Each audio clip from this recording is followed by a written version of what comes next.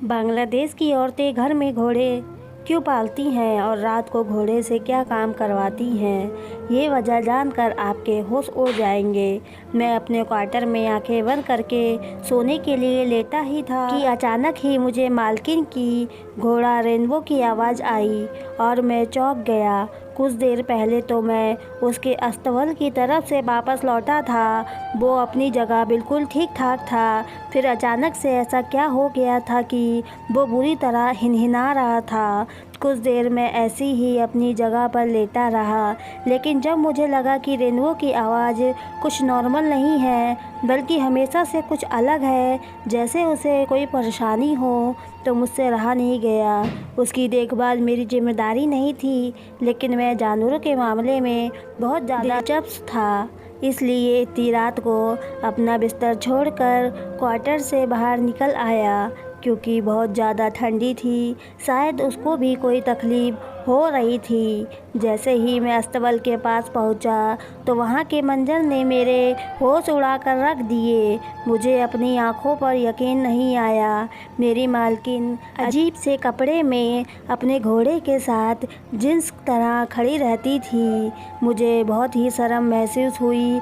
ऐसा लग रहा था जैसे वो गहरी नींद में हो और बिस्तर से उठकर यहीं चली आई हो। मेरी मालकिन एक ऊंचे लंबे गोरी चिट्ठी और खूबसूरत औरत थी। उसके काले लंबे बाल कमर पर झूल रहे थे और चांद की रोशनी में वो कोई खूबसूरत सी परी लग रही थी, जो उस वक्त शायद अपने आपे में नहीं थी। रात को इस वक्त घोड़े के पास और मेरी मालकिन के अंदाज मुझे चौंकने पर मजबूर कर दिया था। वो घोड़े की कमर पर हाथ फेरते हुए उसे गले लगाए संभालने की कोशिश कर रही थी।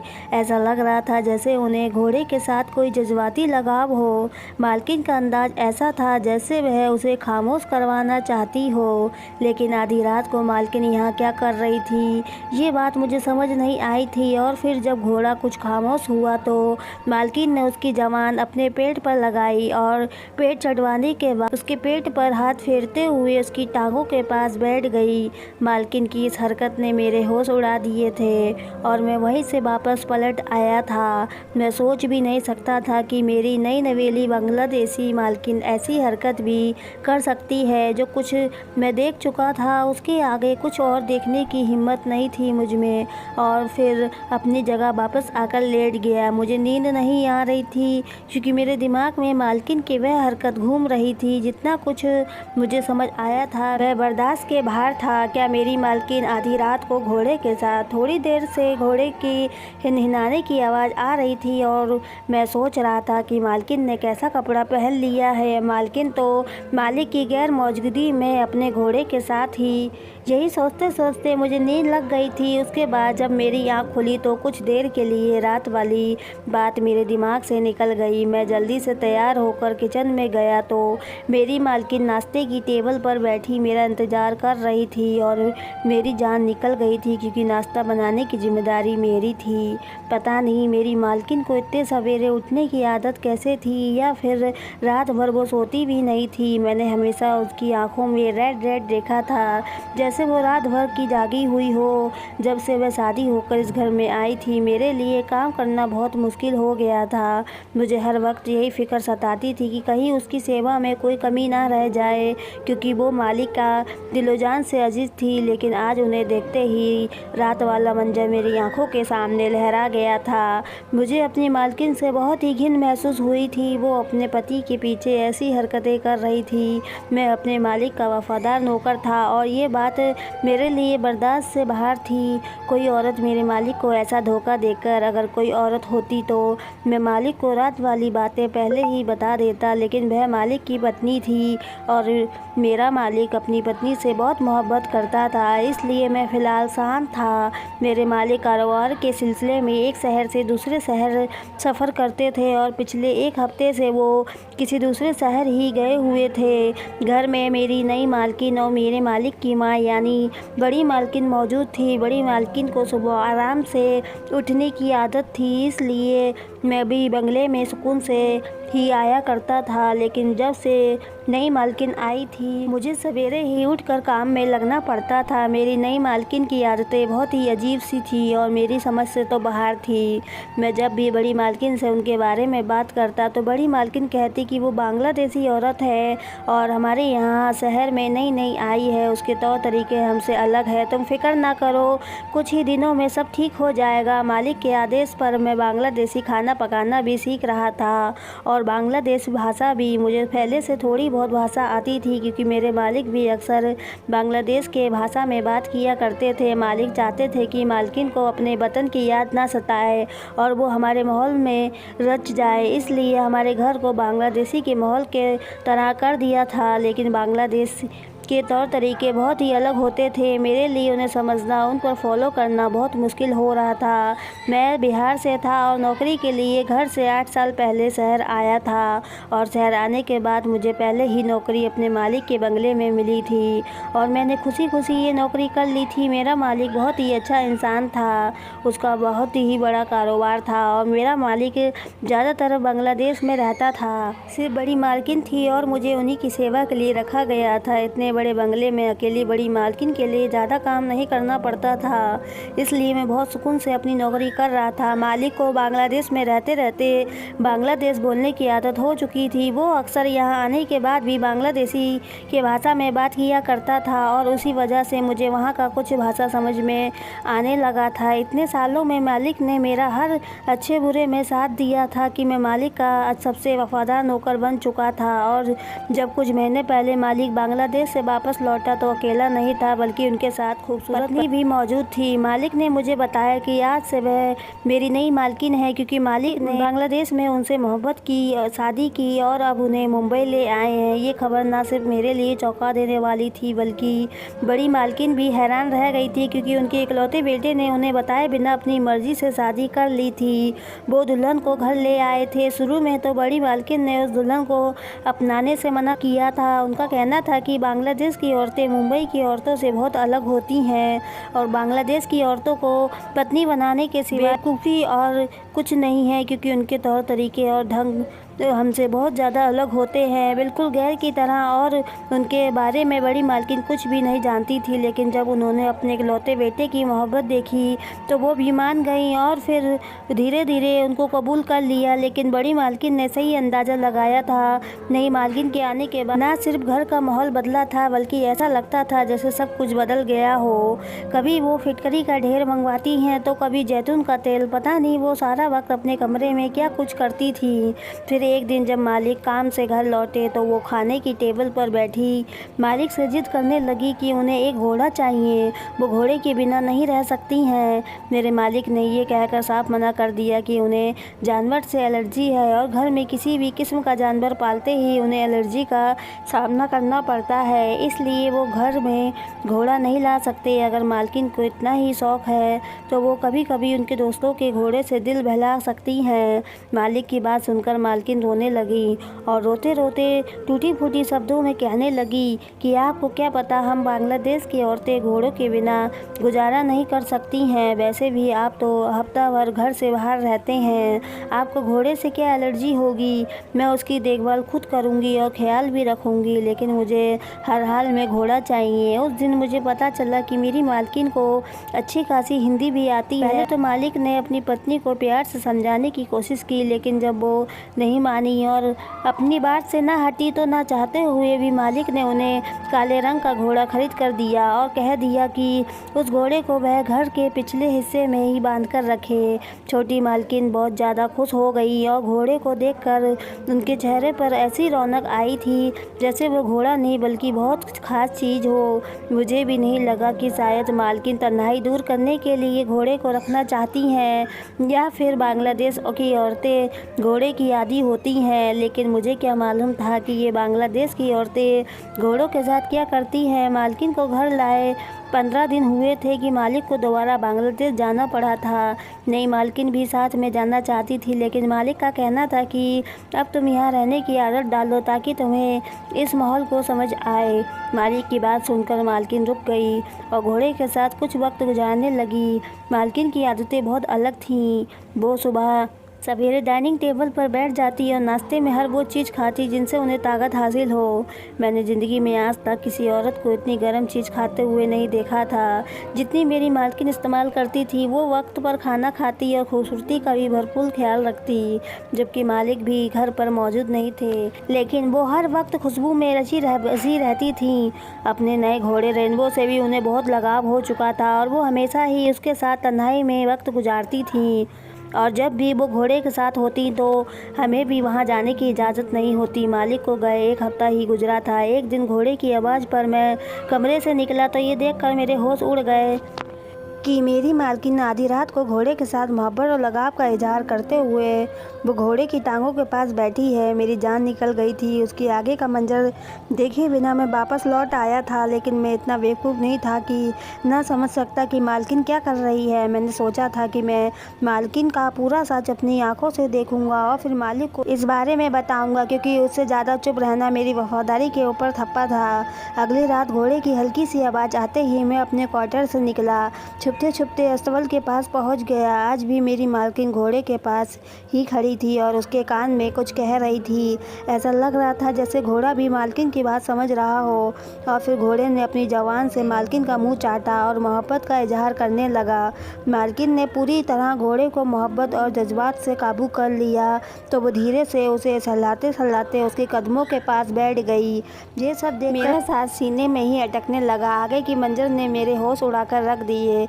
आज की रात मैंने पूरा मंजर अपनी आंखों से देखा था। मुझे समझ नहीं आया था कि मालकिन ने ऐसी हरकत क्यों किया, इसलिए उन्होंने मालिक से घोड़े की जिद की थी। बड़ी मालकिन ने ठीक ही कहा था कि बांग्लादेश की औरतों के बारे में कुछ नहीं कहा जा सकता, कि वो मुंबई औरतें जैसी नहीं होती। और आज बड़ी मालकिन की बात का मतलब मुझे सही से समझ में आया था। मेरी मालकिन ने जो कुछ किया था वैसा मैंने आज तक नहीं देखा था, इसलिए मैं खामोशी से पूरा मंजर देखने के बाद वापस अपने क्वार्टर में आया था और सोच रहा था कि मुझे इस बार में बात करनी चाहिए या नहीं। मालिक को वापस आने में अभी 1 हफ्ता बाकी था और ये 1 हफ्ता मैं अपनी नई मालकिन की हरकतों को देखना चाहता था। अगली रात मेरी मालकिन जब आधी रात तक घोड़े के साथ वक्त गुजार कर अपने कमरे में वापस लौटी तो उस वक्त मैं अपने क्वार्टर में वापस जाने के बजाय दबे पाँव मालकिन के कमरे तक पहुँच गया और खिड़की से अंदर का मंजर देखा तो मैं ये देखकर बहुत हैरान हुआ, क्योंकि मालकिन ने तो कमरे में जाकर उससे भी अनोखी हरकत की थी।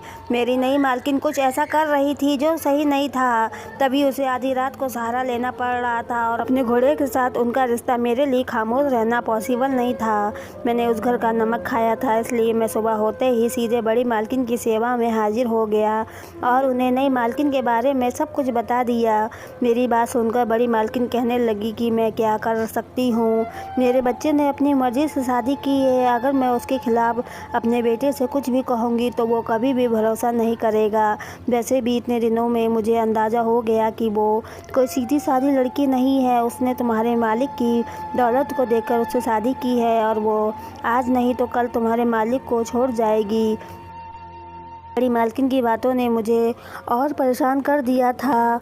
वो नई मालकिन को रोकने का कोई इरादा नहीं रखती थी। उनका मानना था कि इस तरह वो अपने बेटे से दूर हो जाती और उनकी बात एक हद तक ठीक भी थी, लेकिन मेरी खामोश रहना ठीक नहीं था। इसलिए मैं हर गुजरते दिन के साथ मालिक की वापसी का इंतज़ार करने लगा। हर रात मैं बहुत ही बेचैनी से मालिक की वापसी का इंतज़ार कर रहा था, क्योंकि घोड़े की आवाज़ मेरे कानों में आती और मैं जान जाता कि मालकिन क्या कर रही है। पता मेरी मालकिन कैसी औरत थी, या शायद बांग्लादेश की औरतें ऐसा ही करती हैं। पूरा 1 हफ्ता गुजरने के बाद जब मालिक वापस आए तो आते ही मालकिन को गले लगाया और अपनी मोहब्बत का इजहार करने लगे। मैं जो पीछे खड़ा था ये सोचने लगा कि पता नहीं मुझे मालिक से ये बात कहनी चाहिए या नहीं। अगर मालिक मेरी बात का यकीन ना करते तो मेरी 6 साल पुरानी नौकरी को खतरा हो सकता था, और अगर उसकी पत्नी अपने किए का इकरार नहीं करती तो मेरा क्या होता। मैं किस तरह मालिक के सामने खुद को सही साबित करता, और उनकी पत्नी इस बात का इकरार करेगी कि उसकी गैर मौजूदगी में आधी रात को घोड़े के साथ क्या कर रही है। जब मेरा मालिक आराम करने के बाद कमरे से बाहर निकला और मुझे अपनी पास बुलाकर घर के बारे में बात करने लगे जैसे कि वो हमेशा करते थे, तब मुझे ये मौका सही लगा कि मैं मालिक को मालकिन की हकीकत बता दूं। मालिक मुझ पर भरोसा करता है, या नहीं करते मेरा नमक हलाल हो जाता है। यही सब सोचा और फिर मैंने मालिक को बता दिया कि रात के अंधेरे में मालकिन किस हालत में घोड़े के पास आया करती थी। मेरी बात सुन मालिक बेयकीनी से मेरी तरफ देखते हुए कहने लगे, जी कैसे मुमकिन है, रीना को घोड़ों से बहुत मोहब्बत है, लेकिन उसका ये मतलब नहीं है कि वो कोई ऐसी हरकत करे और भला ऐसा करके उसे क्या हासिल होगा। वो तो मुझसे बहुत मोहब्बत करती है और हमारी ज़िंदगी में किसी चीज़ की कोई कमी नहीं है। मैंने मालिक के आगे सर झुकाया और कहा कि मेरा काम आपसे वफादारी था, बाकी मालकिन क्या करती हैं और क्यों करती हैं ना ही ये जानना मेरा मसला है, ना ही मुझे इस बात से लगाव। लेकिन मुझे डर है कि कहीं मेरा मुंह बंद रखा ना आपको नुकसान ना पहुंचा दे, क्योंकि जो कुछ मालकिन कर रही हैं उससे आपको नुकसान हो सकता है। मेरी बात सुनकर मालिक शांत हो गए और उन्होंने अपनी पत्नी को बुलाया और कहा कि मैं आज की रात दूसरे शहर जा रहा हूँ और एक बार तुम्हें अकेले रहना होगा।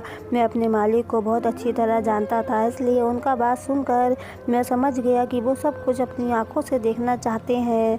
मालिक की बात सुनकर मालकिन थोड़ी देर के लिए खामोश रही और फिर कहने लगी कि जल्दी वापस आ जाइएगा। मालिक खामोश से रात का अंधेरा होने से पहले ही घर से निकल गए और पीछे से घूमकर मेरे क्वार्टर में पहुंच गए। जब मैं रात को अपने क्वार्टर में पहुंचा तो मालिक को देखकर हैरान रह गया। फिर रात को जैसे ही घोड़े के हिनहिनाने की आवाज़ आई तो मेरे मालिक कमरे से निकल गए और अस्तबल तक पहुंच गए। तो उन्होंने खुद अपनी आंखों से मालकिन की घोड़े की टांगों के करीब बैठा देखा था। मालिक को तो यकीन नहीं आ रहा था कि उनकी पत्नी ऐसा भी कुछ कर सकती है। मालिक फ़ौरन मालकिन के पास पहुंच गए। उनको देखकर मालकिन के चेहरे का रंग उड़ गया और जब मालिक ने गुस्से में मालकिन से सवाल जवाब शुरू किए तो उनकी बोलती बंद हो गई। मालिक का गुस्सा हद से बढ़ा हुआ था। मालकिन रोने लगी और फिर मालकिन एक ऐसी सच्चाई बताई जिसे सुनकर मैं और मालिक दोनों ही हैरान रह गए। मालकिन ने रोते हुए बताया कि जब वो शादी करके मालिक के साथ इस घर में आई थी तो सब कुछ उनके लिए नया था। उन्हें यहाँ के रस्मों रिवाज की कुछ खबर नहीं थी और ना ही इस देश की आदत। वो बहुत ज़्यादा परेशान थी और ऐसे मालिक भी उन्हें छोड़कर कारोबार के सिलसिले में दूसरे देश जाने वाले थे कि तभी उन्हें मालिक की मम्मी यानी बड़ी मालकिन ने अपने कमरे में उन्हें बुला लिया और बड़ी मालकिन ने रीना मालकिन को बताया कि मालिक के कई लड़कियों के साथ पहले भी रिश्ते रहे हैं और अब भी मालिक जब भी दूसरे देश जाते हैं तो वहाँ भी उन्हें कई लड़कियों से दोस्ती रहती है। अगर वो मालिक को जल्द से जल्द बच्चे की खुशी दे देगी तो उनके बच्चे मालिक के पैरों की जंजीर बन जाएंगे और मालिक कभी भी किसी और की तरफ नहीं जाएंगे। ये सुनकर रीना मालकिन बहुत ज़्यादा परेशान हो गई, क्योंकि वो घर वालों के खिलाफ जाकर मालिक से शादी करके हमारे देश आई थी और अगर ऐसे में मालिक उनके साथ कोई धोखा करते तो वो बेसहारा हो जाती।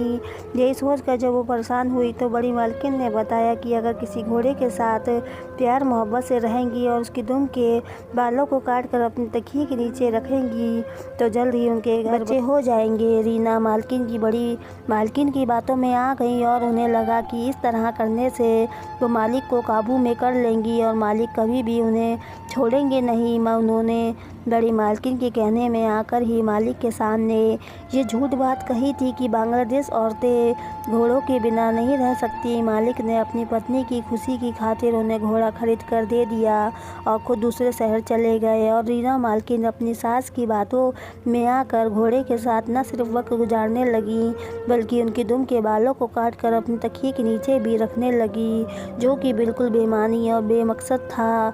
मेरी बड़ी मालकिन ये बात अच्छी तरह जानती थी कि मेरा क्वार्टर अस्तबल के पास ही है और मैं मालिक के मामले में बहुत ज़्यादा वफादार हूँ। मैं जब मालकिन को कोई ऐसी हरकत करते देखूँगा तो मालिक को ज़रूर खबर करूँगा और बड़ी मालकिन खुद भी मालिक के आगे रीना मालकिन की शिकायत लगाकर उनको घर से हमेशा के लिए निकाल देंगी। बड़ी मालकिन ने रीना मालकिन को सीधी तरह तो इस तरह घर से नहीं निकाला, इसलिए उन्होंने अजीब सा खेल खेला था और मैं भी उनका शिकार बन गया। अगर मालिक खुद से सच्चाई जानने की कोशिश न करते तो शायद वो भी मालकिन को इस तरह ही समझते जैसा कि मैं समझ बैठा था। सारा सच पूरी तरह खुलकर मालिक के सामने आ गया था और मैं भी शर्म से मालिक के आगे सर झुका लिया था। मैंने मालिक से माफ़ी मांगी तो उन्होंने खुले दिल से मुझे माफ़ कर दिया, क्योंकि उनका असल कसूरवार मैं नहीं बल्कि उनकी माँ थी। बड़ी मालकिन ने खुद अपने मुंह से इस बात का इकरार किया कि वह बांग्लादेश औरतों को अपनी बहू नहीं बनाना चाहती हैं, बल्कि किसी खानदान की लड़की से मालिक की शादी करवाना चाहती हैं। बड़ी मालकिन को इस बात पक्का यकीन था कि बांग्लादेश की औरतें अच्छी नहीं होती, लेकिन फिर भी कुछ ही सालों में रीना मालकिन ने अपनी मोहब्बत और सेवा से बड़ी मालकिन का दिल जीत लिया था। हर औरत सिर्फ़ और सिर्फ मोहब्बत की ख्वाहिशमंद होती है और अगर उसे किसी रिश्ते से मोहब्बत मिले तो बदले में भी मोहब्बत ही देती है। और ये बात रीना मालकिन ने सच साबित कर दी थी कि मोहब्बत का ताल्लुक़ किसी जवान या बहस से नहीं बल्कि दिल से होता है।